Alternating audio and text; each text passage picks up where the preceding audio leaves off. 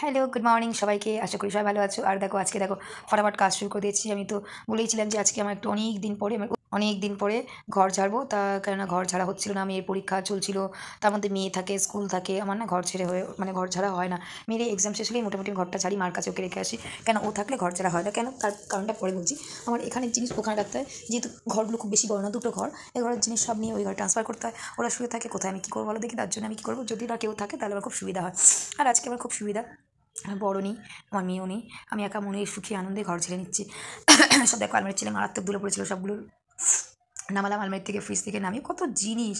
আমি তবে মানুষ এত জিনিস কেনে কেন বলে দেখি, এগুলো কি লাগে না, মানুষ একটু তো চোখের নেই সব জিনিসগুলো যে খুব বেশি এসেন্সিয়াল তাও না। যাই হোক, চলো এবার মধ্যে কথা আসি, এবার ঘরটা ঝেড়ে নিই। ঘরে দেখো আমার কিন্তু খুব বেশি যে ঝুল পড়েছে তা কিন্তু না, তা আমি মাঝে মাঝে ঝেড়ে নিই। মানে অনেকেই যে ঘর আছে একদম মানে সব মানে কী বলবো, অনেকের একটুই আছে যে বাবা ঘর ঝাড়া অনেক মানে অনেক নোংরা, কিন্তু সেই ব্যাপারটা আমার মধ্যে নেই। আমার ঘরে খুব বেশি নোংরা থাকে না, সত্যি কথা বলতে, দেখলেই বুঝতে পারবে।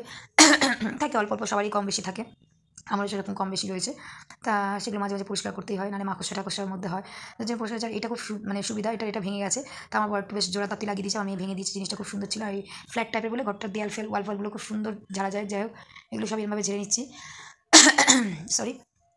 তাই যাই হোক, ঝাড়তে ঝাড়তে এবারে ঝাড়লে দেখো, মানে কোনো কিছু ঘরটা ঝাড়লে এমনি তুমি যতটা না পরিষ্কার করতে হয়, ঘর বারান্দা তারপর ঝাড় দিয়ে পরিষ্কার করলে মুছলে আলাদা ব্যাপার, কিন্তু ঘর যাওয়ার পরে না অনেকটা কাজ থাকে, জানো তো, সমস্ত ধুলো ফুলো বেশি পড়ে। এরপরে তোমাদের তো দেখাতে পারিনি সোফার পিছনে, উফ মানে কি মারাত্মক যে নোংরা ছিল।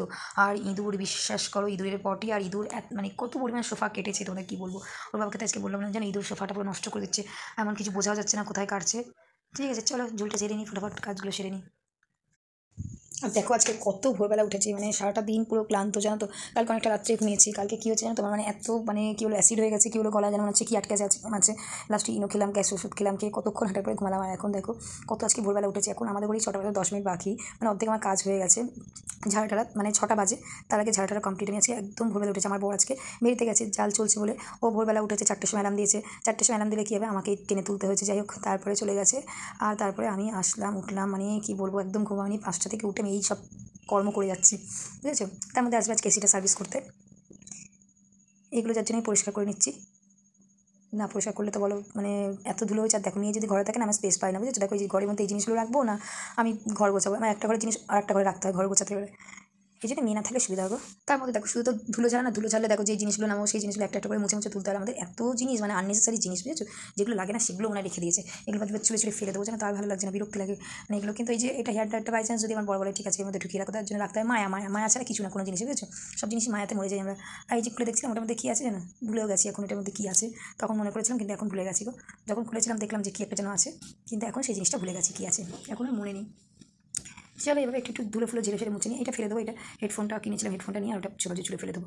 কী হবে, যত কাগজপত্র তত বেশি হবে না, সেই জন্যে যেগুলো একদম না নিলে নয়, খুব এসেন্সিয়াল, সেগুলোই নিয়ে রাখছি। ঠিক আছে, বাদ বাকিগুলো এ করা আছে। হ্যাঁ, মনে পড়লো যে ওটার মধ্যে দেখলাম না প্লাস্টিকের বাদা কী হয়েছে, ওটা হচ্ছে একটা মেসেজার। ঠিক আছে, মেসেজ করা হয়। ওই এক একটা আবর্জনা, এই যে হাগিসের প্যাকেটটা দেখছো, এটা আমার মেয়েরও না, এটা আমার শাশুড়ি মাঝখানে অসুস্থ হয়ে গেছিলো, মানে একটু প্যারালাইজড মতো হয়ে গেছিলো, তার জন্য ওনার জন্য কিনে রাখা ছিল, একটা এক্সট্রা আমার ঘরে আছে। ঠিক আছে, আমার বর কিনে নিয়ে এসেছে, তাই আর লাগে না বলে এক্সট্রা রেখে দিয়েছে, যখন লাগবে আবার দেবে। ঠিক আছে, এবার জিনিসগুলো যথারীতি মানে যেরকম জায়গা ছিল সেই জায়গা তো ঝুল ঝেড়ে রেখে দিচ্ছি। মানে এই আর সোফাটার মধ্যে দেখো চাদরটা পেতে নিয়েছি, এই কারণে না পাতলে না সোফার মধ্যে ধুলো ফুলগুলো চলে যাবে, যার জন্য চাদরটা পেতে নিলাম। আর এবারে এগুলো রেখে দেওয়ার পালা। ওইখানটা খুব স্লিপার, জানো তো, সোফার ওখানটা উঠি ঠিকই, কিন্তু কী সাবধানে যে আমাকে উঠে কাজ করতে হয়, কী বলবো, মানে ডিসব্যালেন্স হয়ে যায়, বুঝেছো তো। কিন্তু এই যে পাতলে তুলে করে ডিসব্যালেন্স হয়ে যায়, মাঝে মাঝে পড়েও যাই, কিন্তু কিছু করার নেই, কী করবো।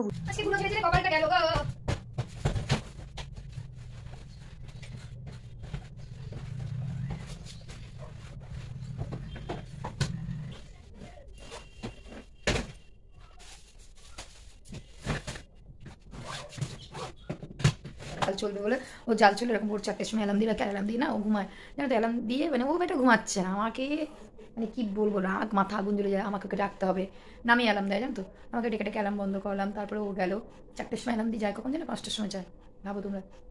যাই 5টার সময় গেল, আবার উঠলাম, উঠে তালা চাবি দিলাম, মানে গেটে তালা দিলাম, দরজাতে তালা দেওয়ার পরে আবার একটু শুলাম, শোয়ার পরে আমি আবার উঠলাম, শুয়ে পড়েছিলাম, আবার উঠলাম, ওটার পরে এই ঘরটা ঝাড়লাম, দেখলো তো আজকে যে ঘরটা নিট অ্যান্ড ক্লিন করে ঝেড়ে নিয়েছিল, একদম আলমারির চালটাগুলো দেখতে পাচ্ছ কী ধুলো নোংরা পড়েছিল। হয় না, মেয়ে থাকলে তো আর হয় না, মেয়ের এক্সাম চলছিল, মেয়ে থাকে ওই ওটা, মেয়ে না থাকলে কেউ না থাকলে আমি সুস্থ মনে ঘর ঝাড়তে পারি। এই ঘরটা ঝেড়ে নিলাম, ঝাড়ার পরে আবার কাজটা সারলাম, প্রচুর কাজ করেছি, করার পরে এসি সার্ভিস করে দিয়ে গেছে, দেখাতে পারিনি তখন। যাই হোক বেশি সার্ভিস হয়ে গেছে, বেশি চালাতে পারবো, অসুবিধা নেই। ধুলো প্রচুর পড়েছিল, আউটপুট ইনপুট দুটো সার্ভিস করে দিয়ে গেছে।